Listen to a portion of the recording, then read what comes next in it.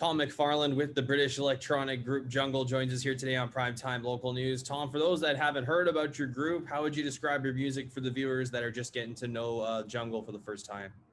How would I describe Jungle? I guess it's just fun. It's uplifting. It's energetic, and yeah, it's music that doesn't take itself too seriously, but also has like a deeper meaning. If you want to go there and you want to find out a little bit more, and there's always like a hidden like layer and dimension. But yeah, like it's upbeat. We love groove-based music, whether it's hip hop, funk, soul, disco. That's that's the most important thing to us is a good bass line and some drums that make you want to move your body. When I was having a chance to listen to the album, there's several tracks that feature instruments or sounds that, don't fit with that traditional rock band kind of style. Talk about being that new kind of rock group that you guys are. Yeah, we use a lot of like found sounds, Foley, whether it's using like squashing a soda can to like make a snare drum sound, or we once like played the hinges of a door which used to squeak, and like we recorded those and essentially did like a hinge solo on one of the tracks once. I think we just enjoy the kind of like the silliness and the silly nature of like finding weird sounds, and also it makes your music feel more unique. You know what I mean? You're not just using something that anyone else can use. It's like completely imaginative and a sort of like an all immersive creative experience. Was there one track from this album that gave you guys the most trouble to produce or to get the right sounds out of? I think tracks like Keep Moving are always difficult to get right, because from a very early stage in making that song that it's going to connect with a lot of people. You just can hear it. Like you can hear the hook, you can hear the melody. The lyric is super simple, and yeah, so it's just about not messing that one up. And I think that's where like you spend the most time, is like trying to finish something, but also trying to finish it in the right way, in the way that the song and the idea deserves to be finished, rather than like kind of getting like cold feet about it and going down like the wrong path for 2 days. But that happens with tracks, and you've just got to accept that. And yeah, it was just about capturing that early energy. That was super important for us.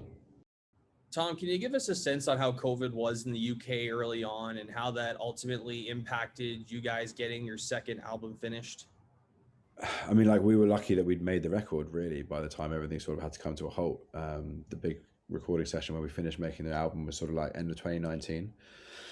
And I guess it just gave us a chance to like sit there with the record, like understand it a bit better, and then really start formulating some great ideas for how we were going to visually represent the record in terms of the rest of the aesthetic, the videos and the artwork and all of that kind of stuff. So, we were quite lucky that we didn't have any significant touring that was like wiped out. We've got a lot of friends who like lost years and years of touring, and whose albums are now probably like too old to be able to go and tour with, because obviously the public's moved on, new music's been coming out, and that's just how the industry works. It's kind of just like your yesterday's news, even if you've released a record yesterday. Do you know what I mean? So, we want to keep reactive to that. We want to make more music quicker. I think that's definitely like a place that we can see going now, is like having this confidence from this third record under our belts. Hopefully we can be a bit more free and easy with our creativity. As a rock group, are you thinking about doing some collaborations down the road, or have other artists reach out to you to do stuff with them? What's been kind of the story so far with that? Recently Diplo released a track that we sort of like did some vocals on ages ago, and like we sort of completely forgot about it. And a couple of months ago he was like, "Yo, I'm going to release that tune." And we were like, "What tune?" And then he sent it over and we were like, "Oh, that tune, yeah, cool."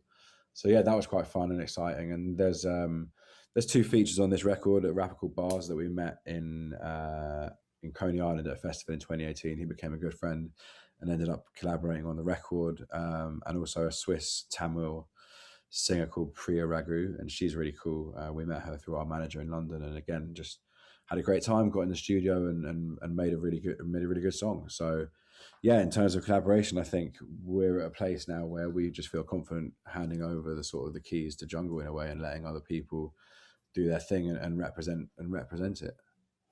Tom, I really appreciate your time. Thank you very much for joining us. Jungle's new album, Loving in Stereo, is out now everywhere. Tom, thanks very much.